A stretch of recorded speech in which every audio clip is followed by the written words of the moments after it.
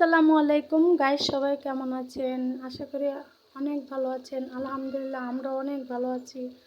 আজ আমাদের বাসায় দেখেন গুঁড়া মাছ পাকাচ্ছে, সাথে চিংড়ি মাছও আছে, পাশে ডাল রান্না হচ্ছে। তো গুঁড়া মাছ প্রায় হয়ে আসছে, এখন ধনে পাতা দিয়ে দিয়েছে,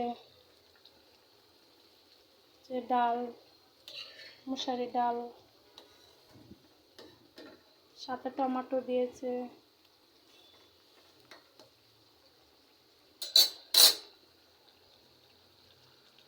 তো আমার নতুন পেজ খুলেছি, আমার পেজটাকে সবাই ফলো করবেন, শেয়ার করবেন, কমেন্টে জানাবেন আমার রান্না কেমন হয়েছে। আমার পেজের নাম হচ্ছে জান্নাত ইসলাম। এই পর্যন্তই, ভালো থাকবেন।